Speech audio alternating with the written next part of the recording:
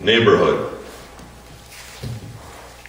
I step across the red paved bricks of Cleveland Avenue, Harrison Street, 9th Place, Lincoln Avenue, Oklahoma Avenue, and 6th Street. I wade into the creek, a tributary to the Kinnickinnick River. I look at Myron's bloody apron in his butcher shop, drink the orange soda, and eat the black licorice at Mary's Tavern. I cry over my fat Busha with white hair and a bronze casket inside the brick building and frosted glass of Schneider's funeral home. Try and count the dirty bricks of the factory that is Lindemann's hosiery. Walk through the glass doors of Model Bakery. Mumble childish prayers within the looming spire of the Polish National Catholic Church.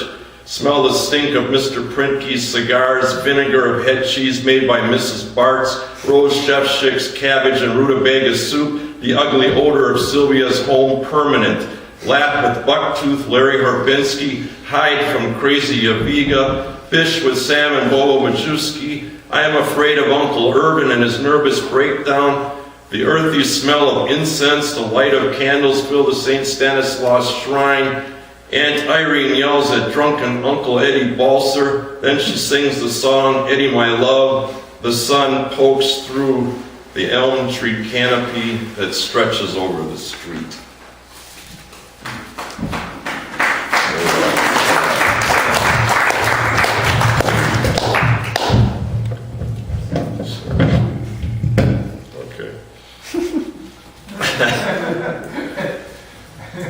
Santa Monica winds.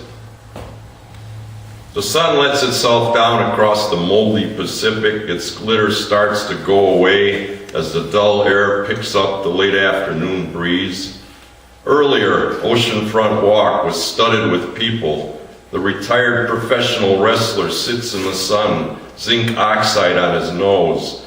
The chess players are out too in their Goodwill coats as if the temperature is 40 degrees instead of 80. Wax bikini-clad women frolic like beach seals, and the muscle men compete for the funhouse mirror. On the pier, there are the smells of salt taffy, corn dogs, and calamari. Inside, arcade amusements indoctrinate the young, the pierced, the tattooed. Down below, near pilings, a wino urinates while two more argue over the bottle inside a paper sack. Another man sleeps like crumpled newspaper. The surfer dude packs up his hatchback and the daytime crowd begins to dwindle. The afternoon wind picks up seagulls encroach, strain their necks for another morsel of food. Saturday or Friday or Monday merge. The blue dusk brings in waves and the sound of waves. On Highway 1, traffic behind me. The lighted pearl stream of white headlights, red taillights, head north to the scream of Malibu. Over the black speakers in the passing white car, Jay-Z pounds his beat, competes with the soft and easy sound of WCAL, and soon all the lights come on along the shore. Until tomorrow, when the beach scene door swings open again and nearly everyone is baldly awake, getting up one more time to try and steal time's wallet.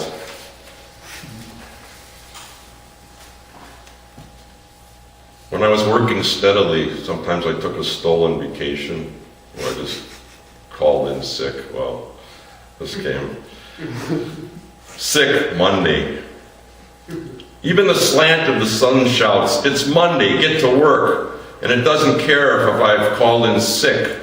Monday still feels me, and there's proof everyone else is already at work or going to, or just remorsefully forever yours. Ah, Monday with its stark and real chill. Mondays with their groans of blown fences, finances, foreboding. Monday's ashen sun creeps through tunnels of twisted black legs, thick conifer, shadow grass. Work lurks. Monday, back to work. Never mind that you're off. You must be at work. Most of us are already here. You should be productive. You could be conscientious.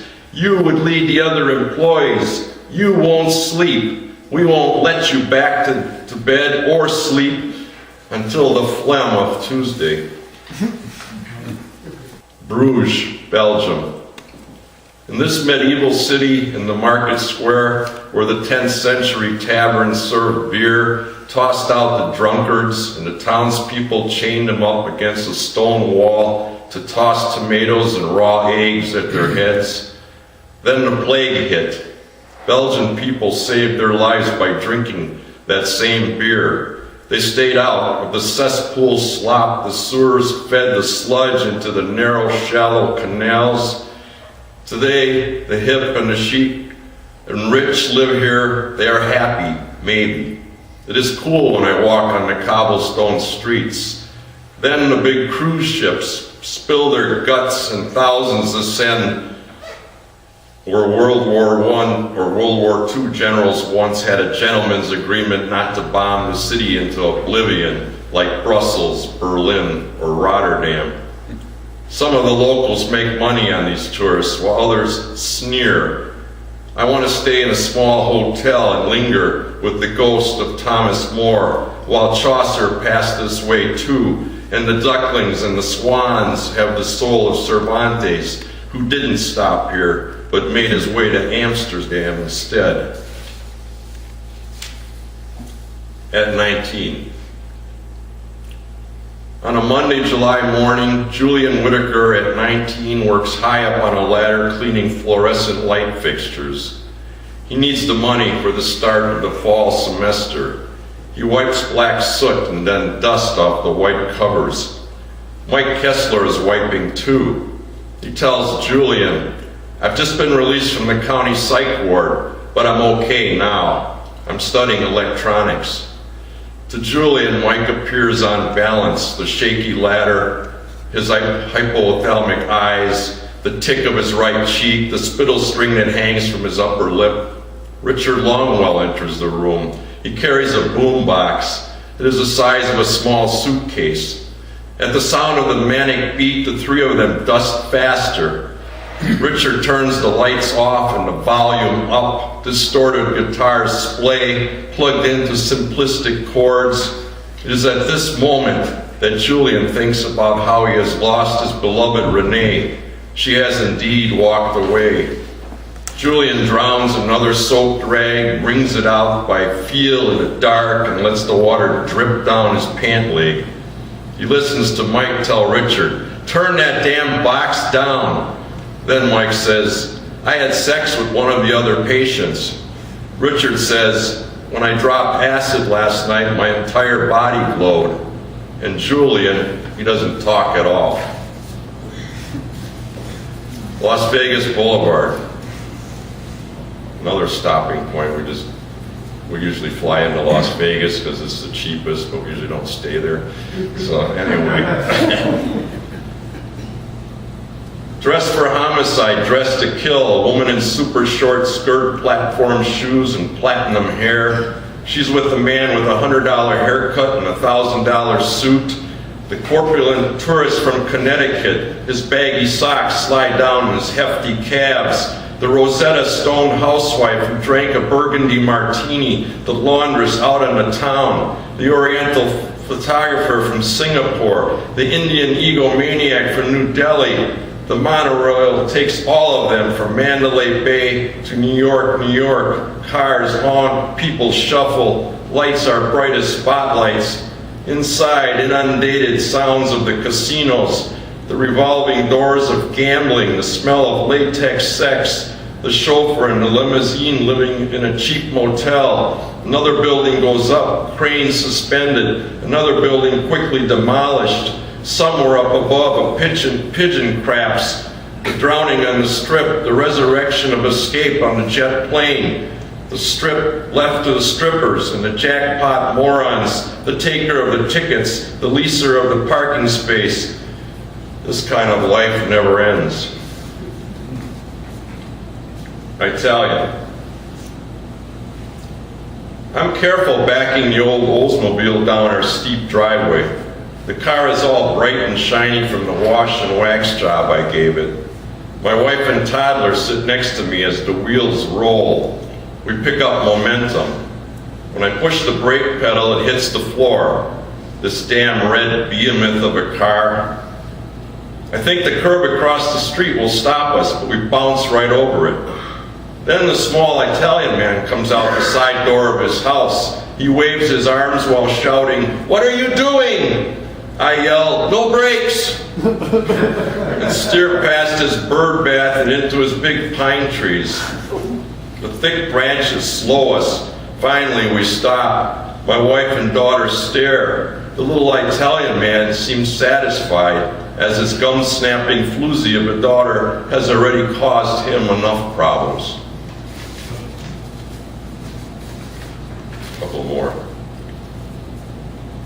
The cup.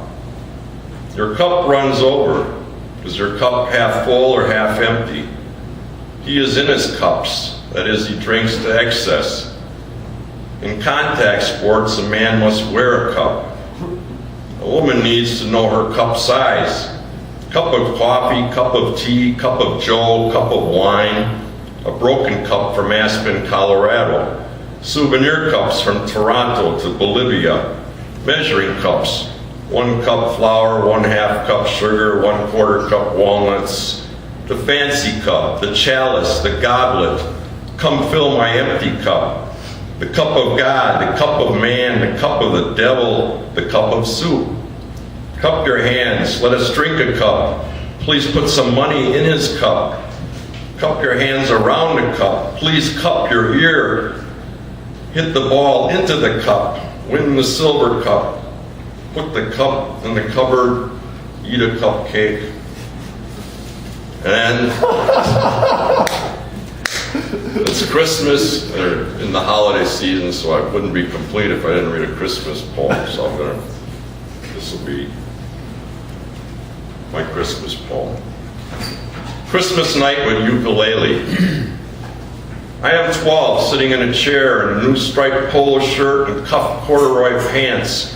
My hair is slicked with Vaseline and water, shaped and parted like Roy Rogers. When I smile, my front teeth display a gap. The new transistor radio I had unwrapped earlier crackles.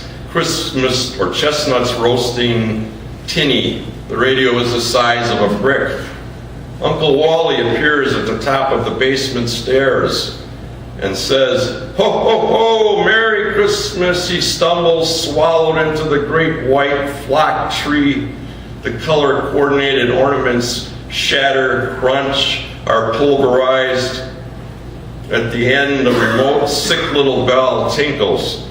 Aunt Junie, Wally's wife, curses like a deranged drill instructor. Wally lies on the thick shag, fine shards of red and green glass sprinkled in his graying hair.